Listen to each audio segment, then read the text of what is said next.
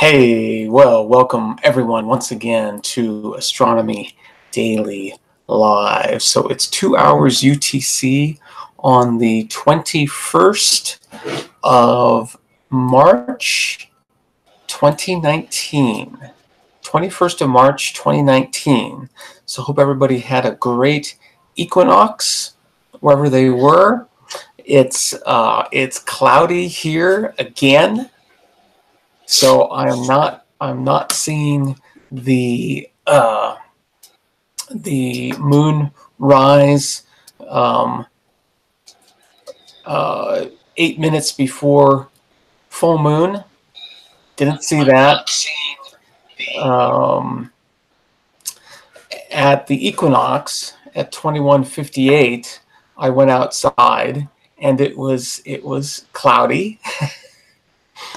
So I looked up in sort of the brightest patch of sky, towards the brightest patch of sky, and gave a look up there and gave our sun a little bit of a wave. Said, much thanks. Keep up the good work. Yeah, really appreciate everything that the sun is doing. Now, what it's doing, right? Nobody knows. There's a lot of good and interesting theories, but there are also some provocative ones, like maybe the sun is some kind of living, intelligent entity that is like other life forms, in that it has certain behaviors and makes certain kinds of decisions, and wants to basically do what all living things do, and that is continue to be alive, procreate, and have a good time, right? So is that what our sun is doing? Does it pass the test for being alive? I don't know. Some people think it's a nuclear furnace, right? Where deep inside the inside of the sun, there is nuclear fusion going on, which is very hot, and that heat and energy gets released as heat and light. So but there are other ideas about maybe these objects are where two like electrical fields cross, right? And it causes a disturbance in these electrical fields that create this thing that we see. And perhaps it is some kind of a solid body with some fusion going on the surface, but the sun is a plasma, right? Which means it is electrified. So who knows, right? We really don't know all that much, and whether we ever will or not, I don't know. I think I think we humans are pretty good at figuring things out. So especially because learning is exponential, right? You build on what you already know. So that's an exponential growth, as opposed to like an arithmetic growth or linear growth. So yeah, I think we're just going to, be getting better and better and better at figuring things out. And maybe there will be a point where, we have a pretty good understanding, and our confidence, our collective confidence is very, very high, that, we think we are correct. So anyway, just rambling along. Always, I'm right at the beginning to let everybody in here. So here we go. So Carolina Sky Astronomy, hey, nice to see you in the chat. Bobby's also in the chat. I'll get back to Bobby. Let's see, Tom is there. Ingrid, hey Ingrid, nice to see you. Excellent, nice to see you there. Andy Cowley, hey, hope everyone is doing well. So I've got some coffee left over, so enjoying that. Cheers. Well, Jim, that's an interesting, funny argument.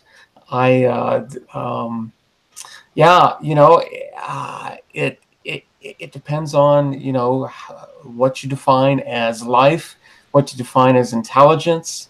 I mean, these are things that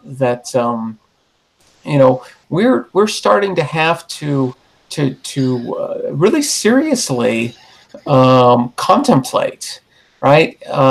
Back 100 years, 100 years ago, we were speculating as well. Anyway, let me say howdy to Bobby on the panel. Hey, what's going on? And speaking of life forms, remember this? Life forms? You tiny little life forms? You disgusting little life forms? Where are you?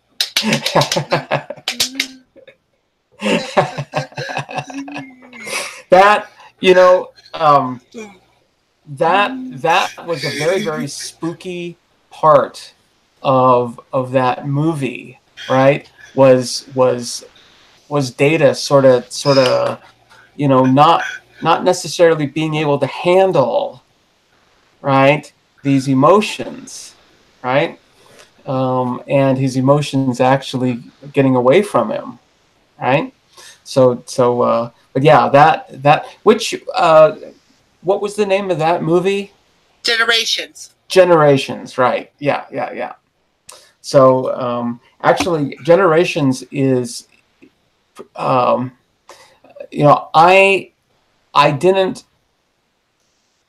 really liked 2, right? And one was really, really awesome, right? 1 was great. 3 was really good, right? 4 was, I don't know. It was a little, I don't know, a little weird, right? It was a little strange. Wasn't your typical, not necessarily your typical Star Trek movie, right? Or TV show, right? They I don't know. It was okay. I don't remember many of the other ones, but I do remember Generations.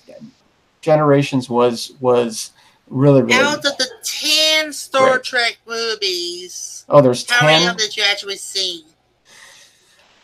I saw the first 4, right? I saw the first 4. I saw the one that had where they went back. I think it was called. Was it called First Contact? Yeah, First Contact. Okay, so I've seen that one, and that That one isn't very good. But I did like Generations.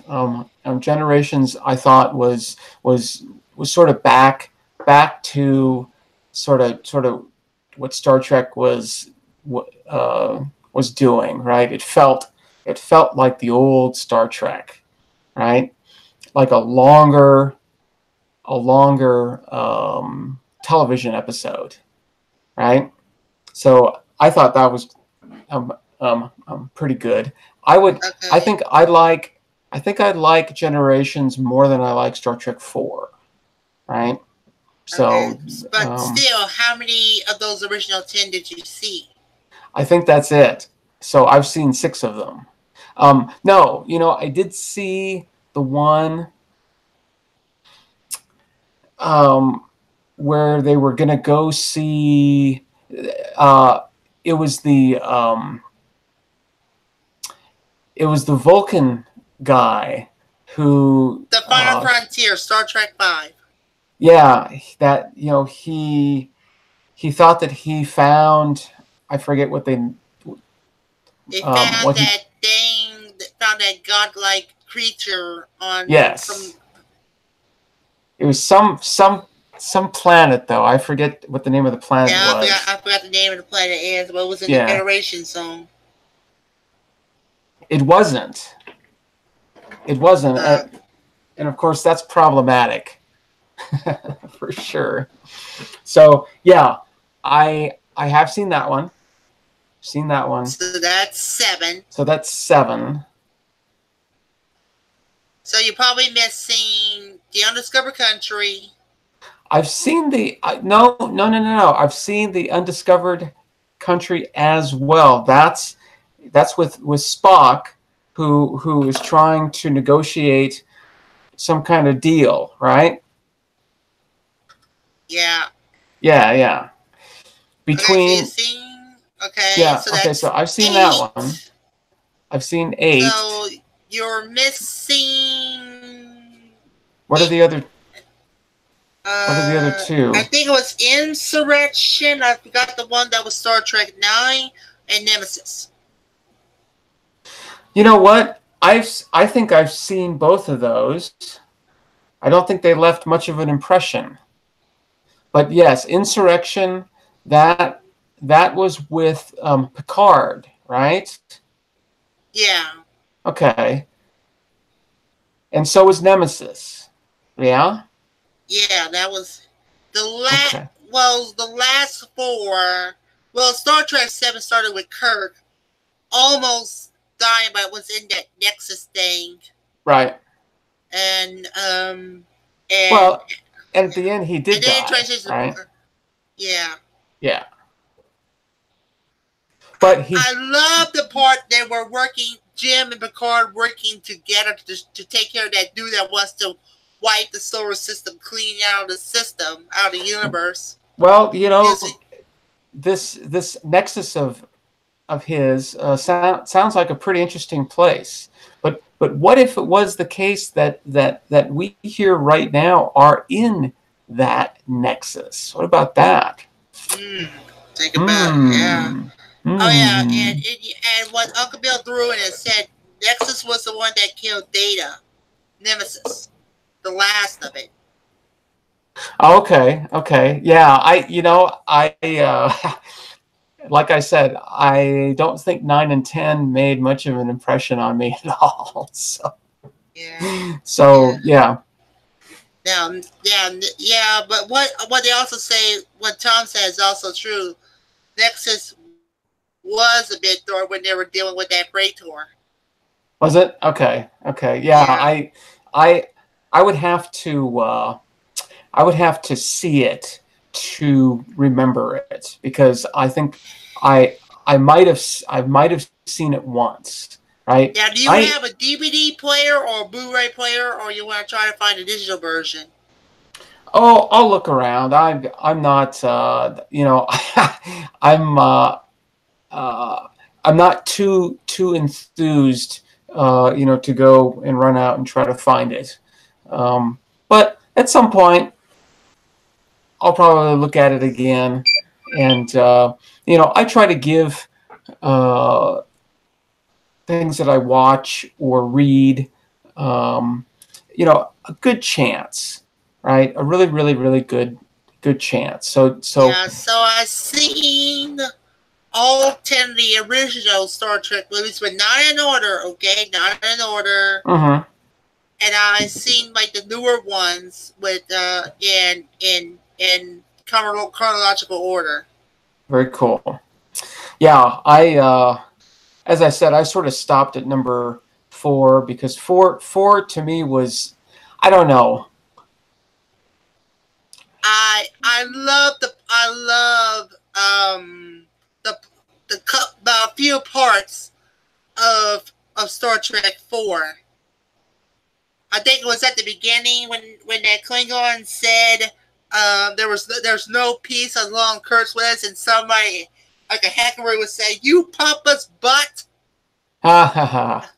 No, yeah, And that was a good scene. Yes, that was one. that was a Two, it bang, was right? when Captain Kirk was fighting back with a road raging taxi driver, and I think you saw that one too. Yeah. That was pretty good, but that was just, you know, the only thing that I really like about that scene is the music. The music is perfect, perfect. Yeah. And I love the one when Spock mind-melded that wow music little punk in the bus. Yes. That was a good one. That was a good scene too. Yes. And I like the one when they were trying to get those whales and stuff, and then the whalers were like, "What the crap?" When the Klingon ship decloaked. Oh, now, yeah. please note, they did not use the Enterprise in Star Trek 4. It was when Star Trek 3 was getting close to the end, and at the beginning of Star Trek 4, when they were still on Vulcan, Yep. they were using that stolen Klingon ship. That's right, because they burned up the original Enterprise over the Genesis, or over Vulcan. Yeah. It was on the Genesis planet, which eventually self-destructed. Though it was a great project, but it was unstable. It was unstable. So yeah. So now, and I like for Jim to name the 10 that he saw as well, because I've seen all of them. Well, I think he's talking about Seven of Nine, the character in Voyager, in the TV series, and Carolina Sky Astronomy. Yeah, I think that actress did that part really well. I've seen some of Star Trek, some of TNG, but I've never seen like Deep Space Nine or Voyager. You should, in my opinion, TNG is overall, I think it's pretty. I don't know. I don't think it's great. I think it's okay, but I don't think it's great at all. And we've seen some of those whenever we was rabbiting. Yeah, and but Voyager was interesting. I've seen Star Trek Enterprise as well. The one I think in Enterprise, that was the one before you ever heard of Captain Kirk. That's what I heard. Yes, and I think I tried to watch that one too. So, as I said, you know, I try to give movies a good chance, right? I give them a good half hour, right? And if I'm bored 30 minutes in, it's like isn't working for me, right? Yeah. Movies have to Yeah, grab it's me. kind of like a bit awkward about the time span between the original series and then the other types of series. See, like I think like Star Trek was either 50s or 60s. The original series was, I believe it was like 65 to 68, if I remember right. And then like you got, and then I think it was like 80s and 90s you were heard about these other shows. Correct. Take care. Yep. Yeah, you. Take care, Ingrid. I hope they got aspirin in Brazil. Yeah, I'm sure. I'm sure they do. So yeah, take care of that head. Give it a rest, maybe. Maybe that's all it needs. Hopefully, we'll just keep talking here about Star Trek and whatnot. But yeah, Voyager was good. Deep Space Nine had some interesting things going on. Next Generation had a few good episodes. The original series, probably because it was or is the original series, is definitely by far my favorite of all the series. I wonder how the ladies feel at the time about William Shatner in the original series. Well, apparently he is and was quite a looker. So yeah, and William Shatner. I forgot. I know Scotty died, Spock died, and I think Bones died as well. But I don't know. Oh, the actors. Yeah. Yeah, I believe you're correct. Yeah. Sulu is around still, and Kirk is around. In fact, William Shatner has a Twitter that is very active. He's very, very active on Twitter.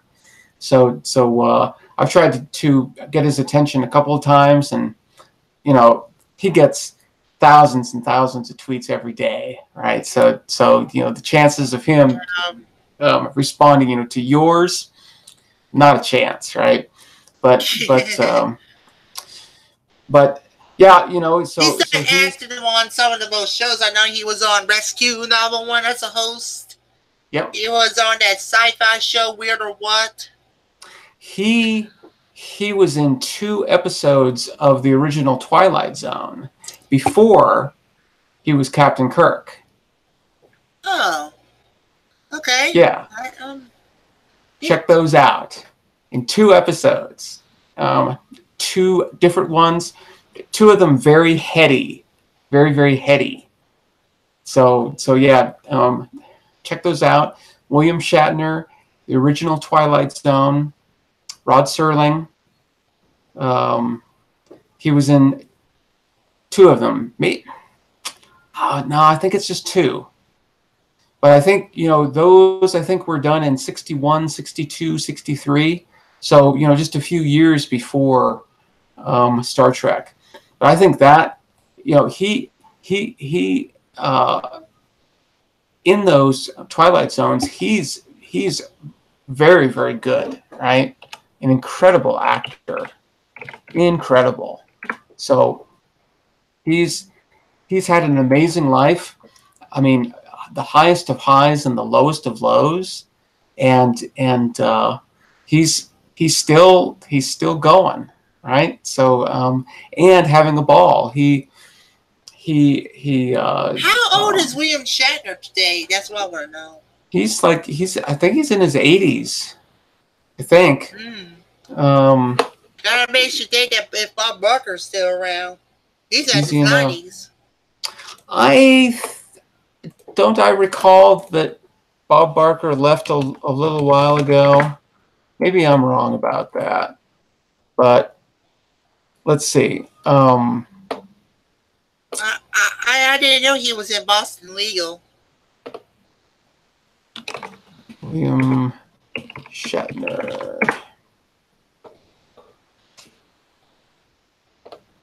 So he's 87 years old.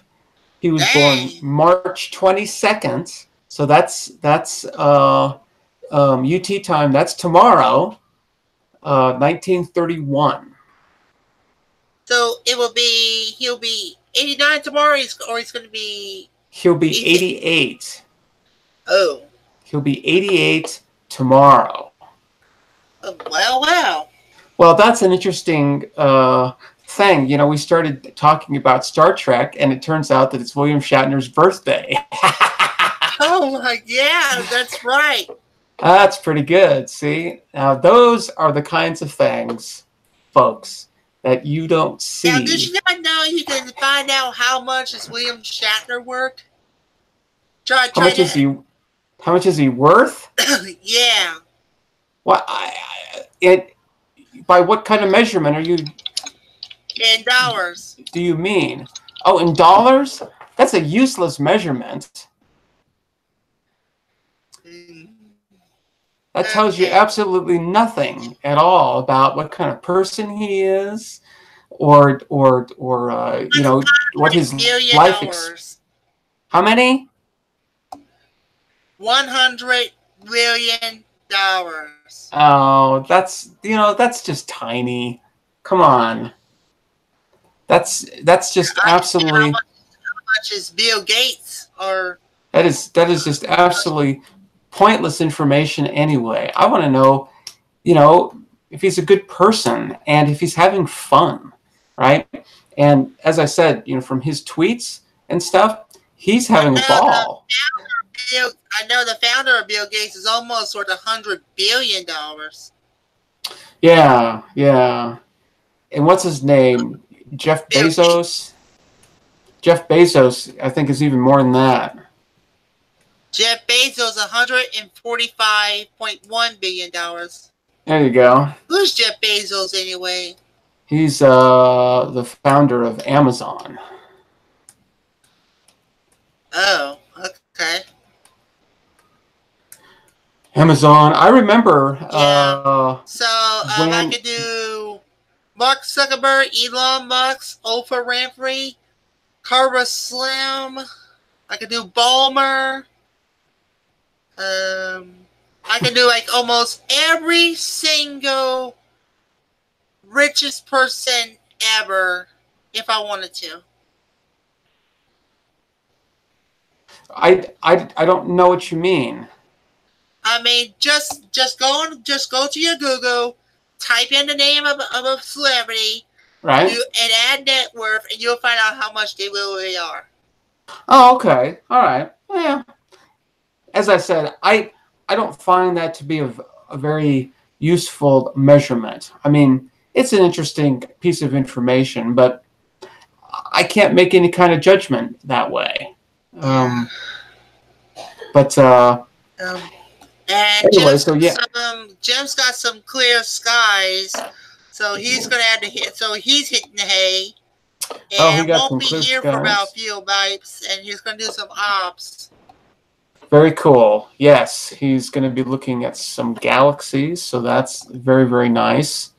Okay, Jeff Bezos owns Blue Origin too. Great. Crazy. I believe so. Yeah.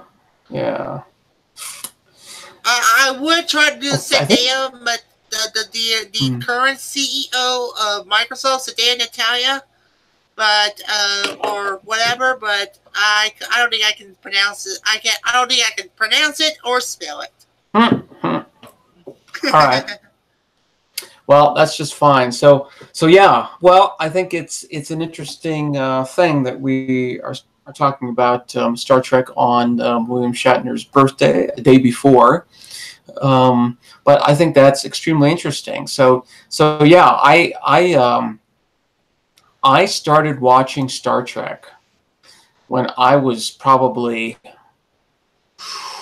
I want to say probably 7 years old, 8 years old or so. So that would have been like 1976. 1976, 1975, 76, 77, something around there. So there were already reruns of Star Trek at that time. And I remember that for years and years and years, what seemed like years and years and years, it was on. Makes you want to think. Was cable was just coming around or no? Yeah, no. There was absolutely no cable where I was, at least. Not until the early 80s. Early 80s. Anyway, I remember as a baby we had one of those cable boxes, and you had to use the knob to turn the channel on the box. Oh yeah. Yep, absolutely. And when everybody got a box. Infrared, I wonder when the infrared remote control came. Well, those have been around for a long time. If you ever watch All in the Family, right? Archie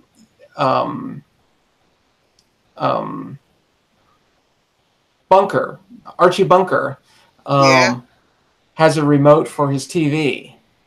So as far as I know, those have been around for a while, but they really, I guess, didn't catch on.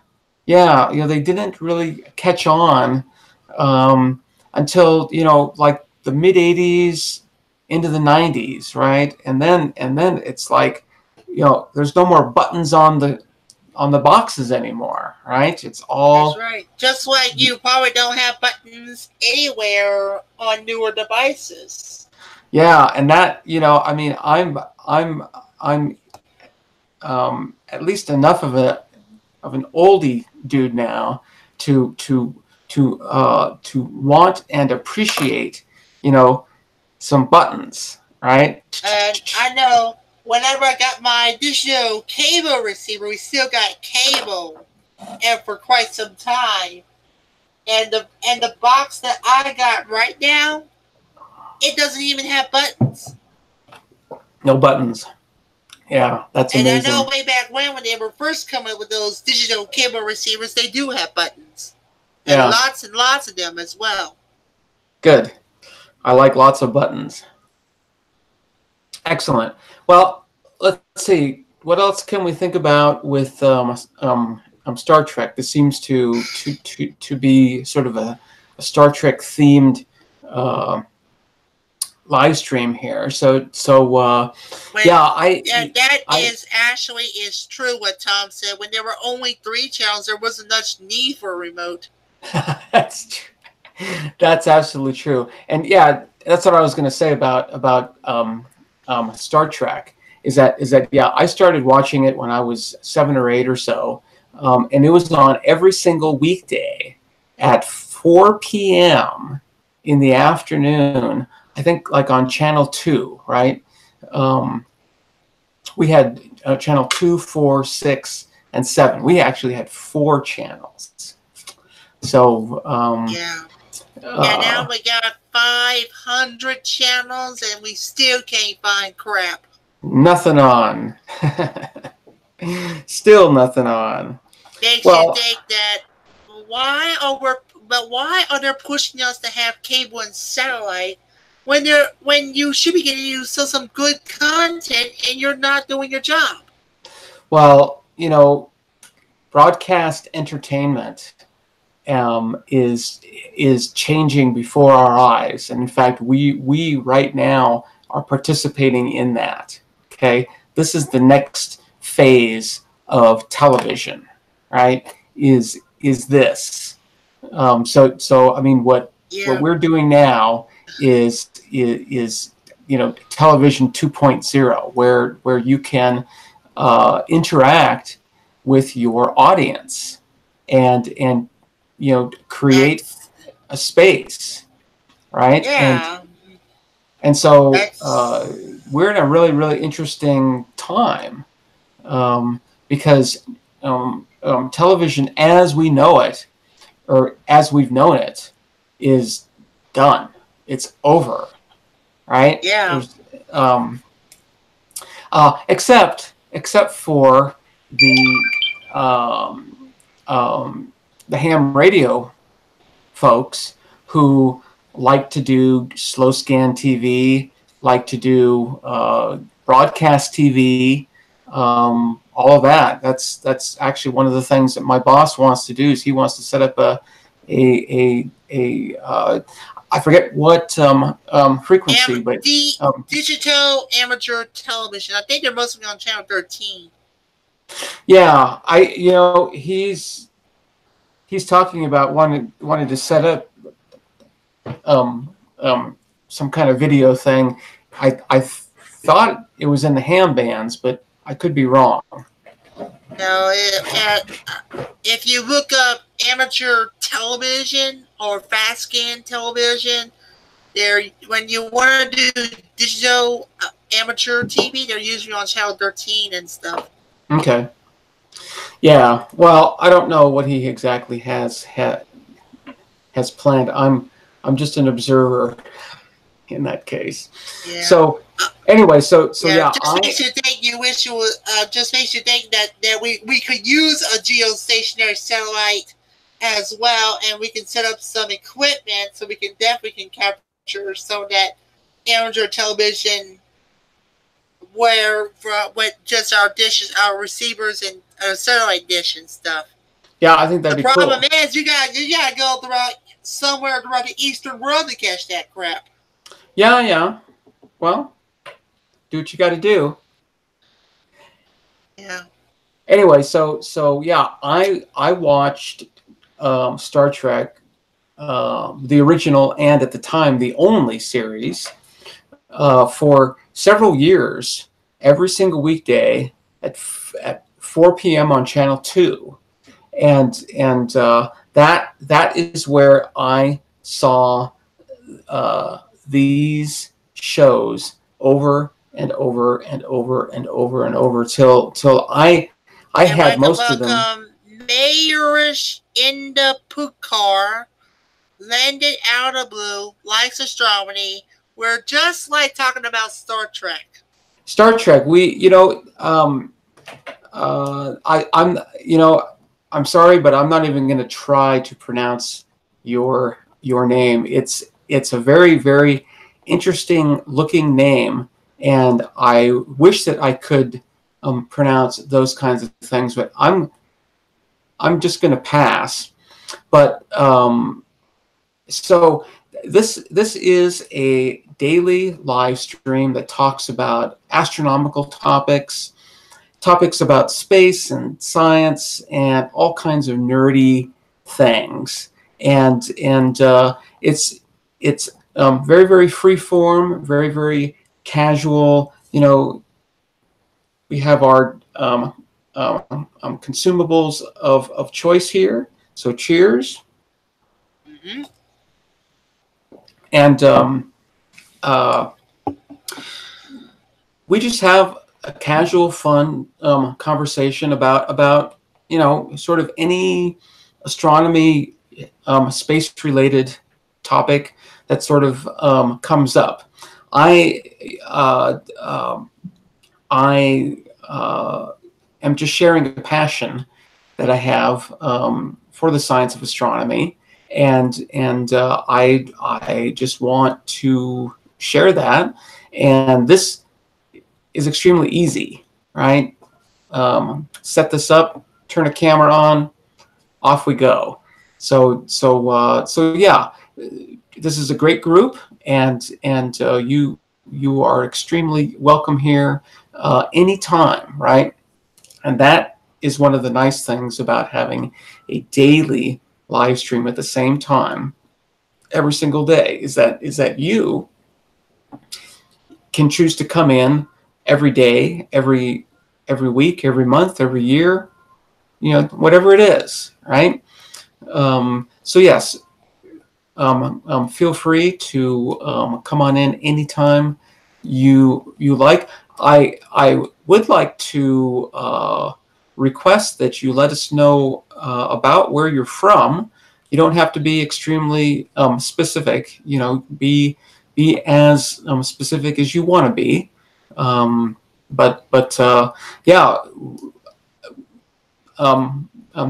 we've got folks here from all over the world, right? Brazil was just here. I think she left. We've got representation from the UK, from Australia, from sometimes Canada. Is that right? But yeah, Uncle Bill said it right. The conversation here can almost go anywhere, right? So we got let's see, Georgia, North Carolina, Pennsylvania, and I think it did have some mention in Canada, because Jills was on about a few times. That's true. UK, Australia, and Afghanistan. Afghanistan, yeah. And there was also Minnesota. Yes, Earth Radio. Yeah, and okay. Cool. Okay, so India right now in Texas. Right now in Texas. Cool. Okay, so let me guess. Houston. It's just a numbers game after that, right? Yeah. So cool. Well,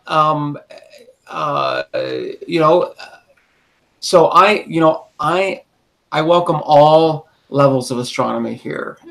Whether you're new or you're an amateur or some kind of an advanced amateur or a pro, you are welcome here. So I like to talk about astronomy at all levels, including levels that go way over my head, right? But that's where I like a lot of the concepts, that I sort of investigate to be, right. I want them to be a little bit above my head, but not too much. Oh, right? Lubbock. Okay. Very, very, very good.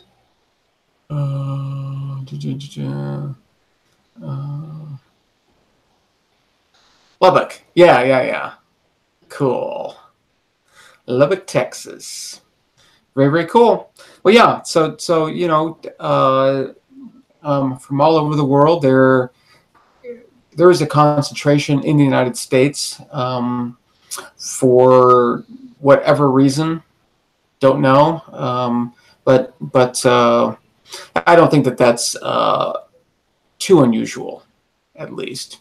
So, all right. Well, cheers. So yeah, I saw every single Star Trek episode multiple times over multiple years, to the point where I basically had all of them memorized, right? I mean, even the words, at least the plots, right? And so now, I always play this little game, right?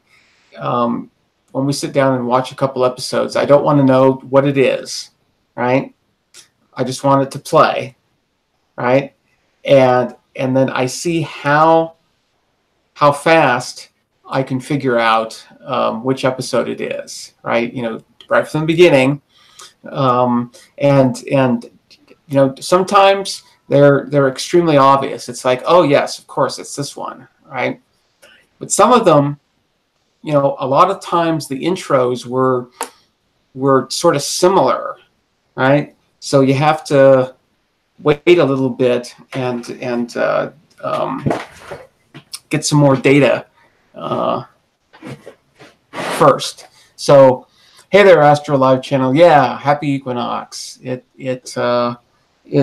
was a cloudy one here, but I guarantee that it did occur. So very, very cool. Yes, Nobody loves a good first day of spring, also known as the vernal equinox. Vernal equinox, yes. So yeah. It like I said, it was a cloudy one here, but acknowledge the event nevertheless, because tell me where you saw in the news that Mercury was the closest planet to Earth instead of Venus. Yeah, you know, Astro Live channel, I saw or heard something about that too, and I'm I didn't follow up on that. Maybe we could. Let me see if I can find something about that, like really quick here. Yeah, that's what I never knew about that. Yeah, that was an average. I heard this. I heard this the other day. Mercury closer to Earth. Closer to Earth than Venus.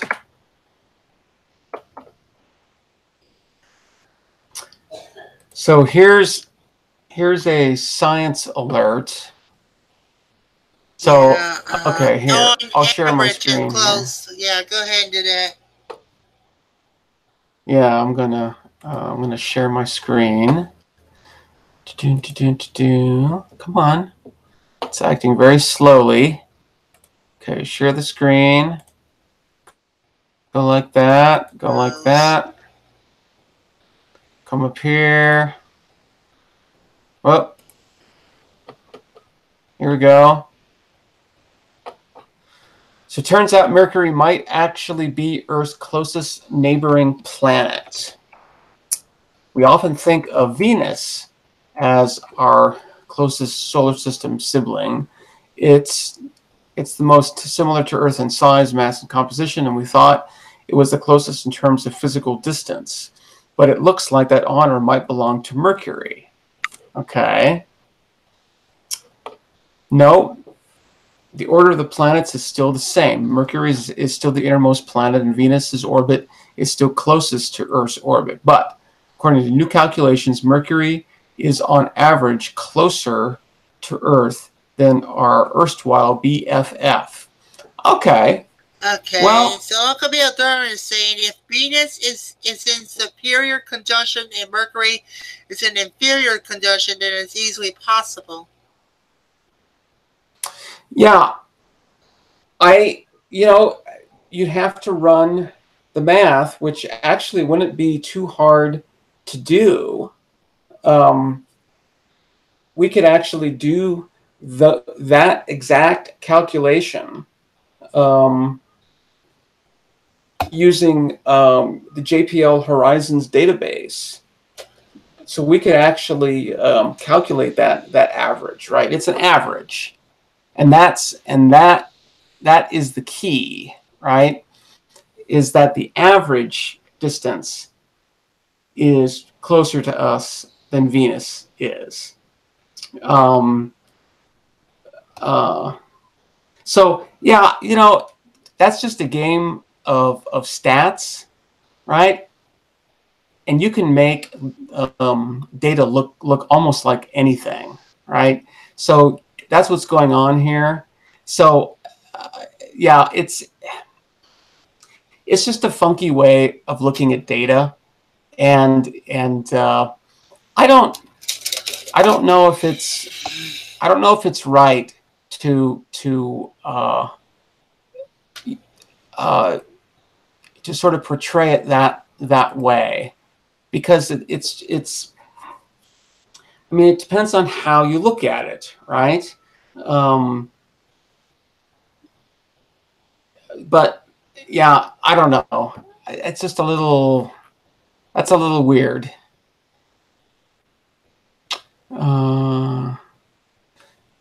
Yeah, so we could calculate this. Could it be clickbait as well? Oh, I suppose so. I don't think so, though. My guess is that they think that they, did something interesting, and I guess they did, right? But I don't know how useful it actually is. I'm trying to figure this chart out here.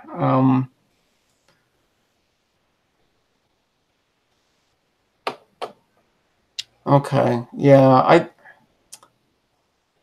we'd have to look at this. I guess these are the two numbers here. Well, yeah. So Mercury to Earth is 1.03, well, 1.04. I guess that's astronomical units. That's my guess.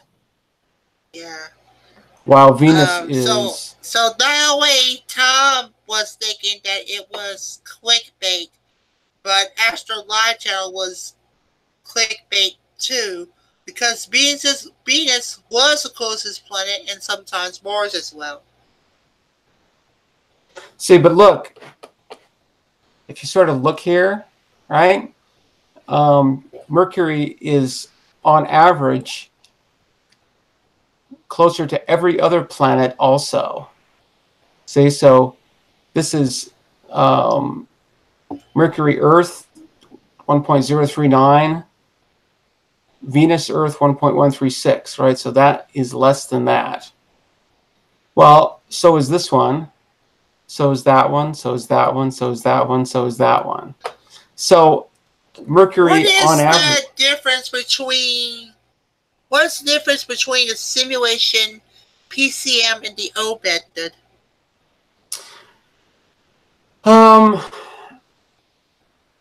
Well, the simulation, I'm not exactly sure. They talk about this PCM equation here, this point circle method. I'm not quite sure what that is. But I guess it's a method for calculating the average distance between two planets in concentric coplanar circular orbits. So this, I guess, is a calculation, PCM, and I'm not quite sure what the simulation is. But anyway, yeah, I don't know. I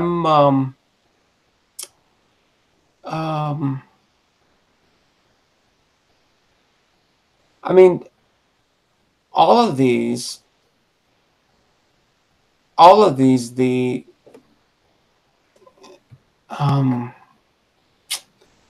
yeah, I'm just not sure. See, because all of these are less than the previous ones. So Astro Live Channel has a good problem. May have a good point. It says it takes a lot of time for spacecraft to reach Mercury with the gravity of the sun and saving fuel. And check what Alcabia Duran had said. Yeah, I'm looking at that. Duran.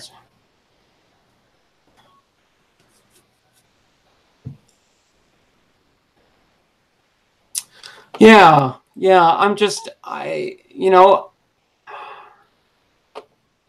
so, I mean, I think that you can look at like Mercury, Earth, Venus, Earth, right? The same way that you can look at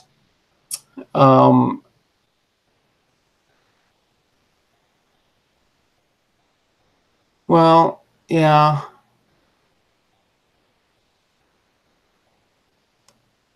Yeah, I don't know. This, it's a little confusing, and I don't really even know. I mean, do they think that they've found something new here? So can you say that this is clickbait, or what do you think? Yeah, I don't think so. I think that they believe that they have found something interesting and new, and sort of quirky, right? Because it's a mathematical trick to be sure true, but a little misleading. Yeah, yeah, that's sort of how I feel about it too. Because, as I said, that's true for all of these, right? If I look at Saturn here, right? I mean, yeah. So I just think that's how those kinds of things work out. I guess I don't see anything extraordinary there. So yeah, I mean, I don't think I would call it clickbait, but I also, it's like, well, that seems to be, you know, the same pattern for all the planets. So any of the relationships here show exactly the same behavior. Then how they can get Mercury closer to Earth than Venus? Well, because it's an average distance, and if you do an average, then I could see that, right? Because, you know, the sun is 1 astronomical unit from the Earth, right? So if Mercury is really, really close to the sun, which it is, then it's not going to actually get very, very far or very close to the Earth, right? It's going to wiggle around. Well, I think Mercury's around about what point?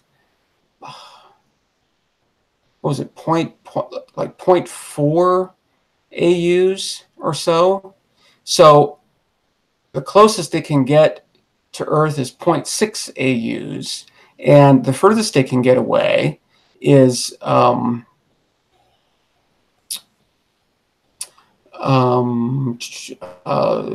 it'd be 4 plus 6, so 1 AU. Is that right? No. Yeah. So check the chat about what Astro Live Channel. Yeah, check the chat about what Astro Live Channel said about the Messenger spacecraft. Take a long time for Messenger spacecraft to reach Mercury. Remember's launch. Yeah. Well, you know, it's they, in order to change orbit, as you move towards the sun, is you have to slow down, and that takes well, you know, I mean, it is just a delta V, but for some reason it does seem like it's a little bit harder to fall in than it does to you know, to shoot yourself out. So yeah. And May Uncle Bill threw and said it was true. That's because you can't just drop it into the sun like most people think. Not from Earth orbit. You had to kill all that orbital velocity. Yeah. And that's just it. You know, I mean, it's a delta V that you have to, well, you don't have to remove. You just have to, you know, knock some off instead of adding to it. So, and I don't know what the math there is. You know, maybe it takes more energy to slow down than it does to speed up. I don't know. Slowing down is just negative acceleration. So I don't know. It may not to be true what Astro Live Channel may say. I remember reading somewhere it's quicker and easier to send a spacecraft to Jupiter than to send a spacecraft into the inner solar system. Yeah, that's kind of interesting. I don't know anything about that. It does, you know, I mean, it's just a Hohmann. Well, I mean, you could do a Hohmann transfer, right? Which is just it's basically a half orbit, And Hohmann transfer works going in or going out. So, you know, if you're going in, you have to slow down. If you're going out. This is the same reason we use an outer graveyard orbit for old geosats. Too much delta B to bring them down to Earth. Right, exactly. Yeah, the geosats are going to be out there for a long time, for a long time, for sure. All right, well, cool. Let's see. So, yeah, this thing about Mercury being closer to the Earth than Venus, that's an interesting play on stats, and it's an interesting perspective, but I think it's pretty pointless. They found an interesting mathematical result, and that's all they really did. But that would happen for any circles, right? Any geometry like that, right? Where you have concentric circles, that's always going to be the case. So for any outer planet, the innermost planet is actually going to, on average, be the closest one. And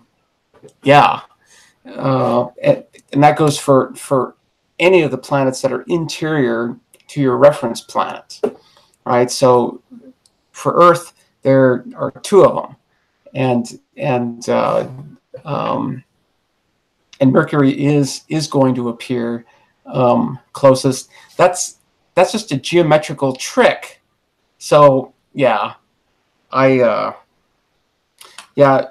thinking about that now, I don't think it's clickbait, but I think it's some grad students or something that are just a little too bored. They don't have to learn IRAF anymore, so they don't have anything to do. Maybe, right? Who knows? Anyway, okay. Well, probably just a young. Yeah, it's just a young blood. Who knows? Wobbly thinks he knows everything. That's okay. I think that's a valid assumption, to start with, is that it's like, okay, let's assume that I know everything. And then what happens is that as time goes by, you start to learn that you barely know anything at all, right? So I think that's okay. I think when the Russians sent probes to Venus, duration to Venus was just 4 months. Okay. Yeah. Like I said, I think it's just delta V, and it doesn't matter. It doesn't matter which way. I have a hard time understanding why it would be any more difficult to go towards the sun than away from.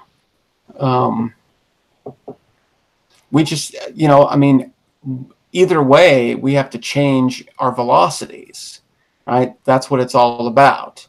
The lower the velocity, the closer you'll get to the body that you're orbiting.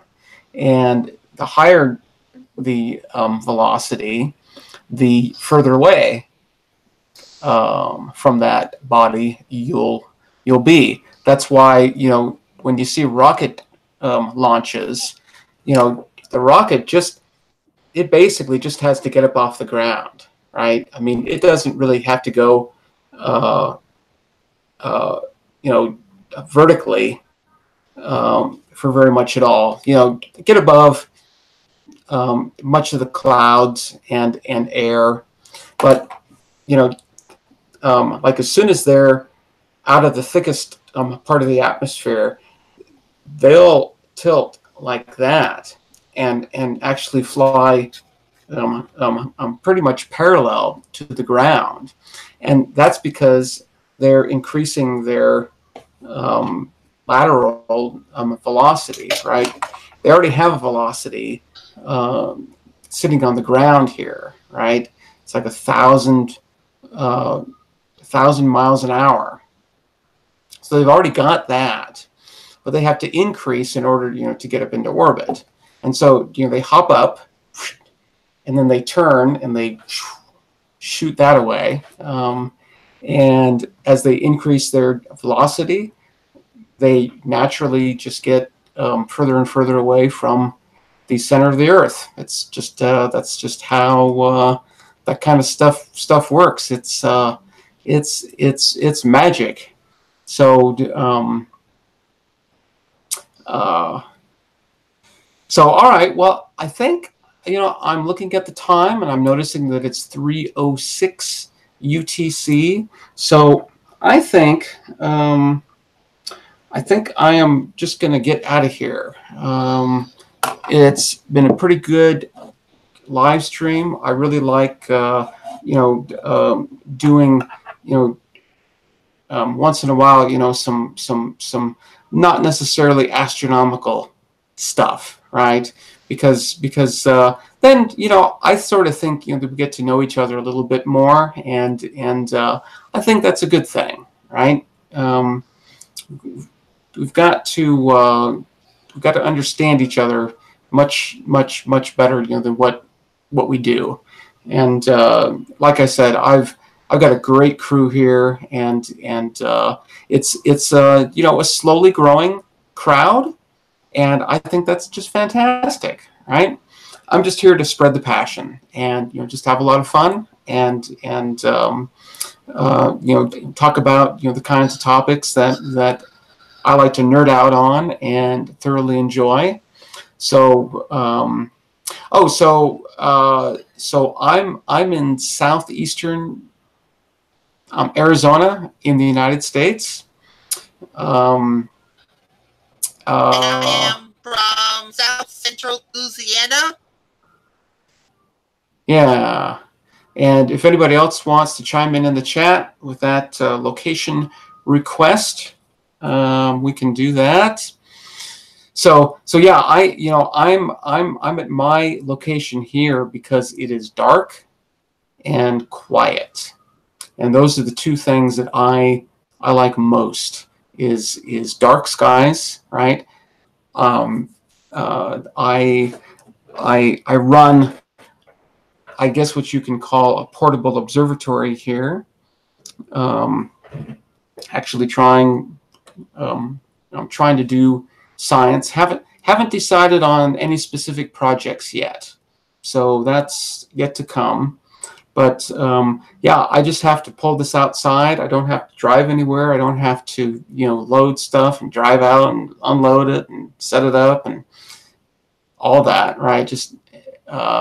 I just have to walk outside, right? And the hardest part now is carrying all this outside, but relative to what most people who want a dark sky have to do, I don't have to do any work at all. So I'm setting it up outside, no problem at all. So yeah, that's why I'm here, is because it's dark. That is the primary reason. And then the other thing that I thoroughly enjoy is absolutely no sound whatsoever. Now, I'm a musician, right? So I love sound, absolutely love sound. But I like the silence between the notes, right? I like the notes too, right? But I like that silence between each note. That's the real perfect structure. location for astrophotography, saying Jim. Absolutely, and not only is it perfect for astrophotography, it's perfect for science, right? I'm surrounded by major observatories, right? To my east, I have Sacramento Peak, right? To my north, I have Mount Graham. To my east, I have the Mount Lemmon facility, which is actually two mountaintops, Mount Lemmon and Mount Bigelow, just north of Tucson. There's Mount Hopkins to the south of Tucson, where the 6.5 meter MMT lives. Up on Mount Graham is the dual 8.4 meter LBT, large binocular telescope. Here's actually one of its mirrors here, right after it came out of the spinning oven. And then a little bit further west is Kitt Peak, which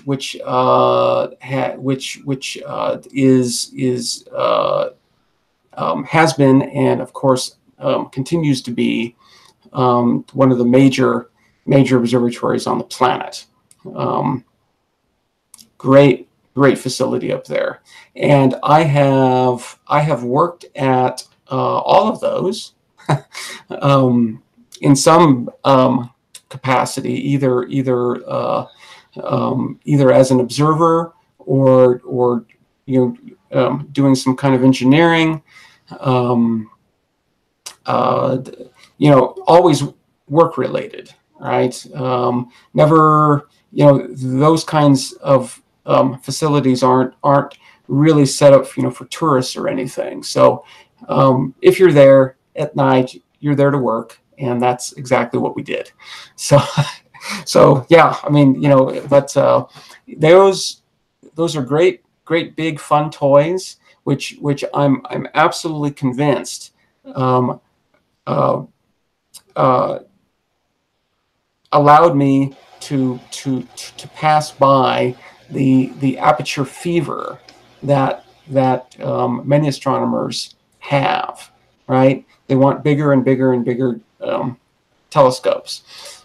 Well, I'm here to say that when you work with a telescope that big, there is no fever. That cures the fever. All right, you guys. I'm going to get out of here for now, I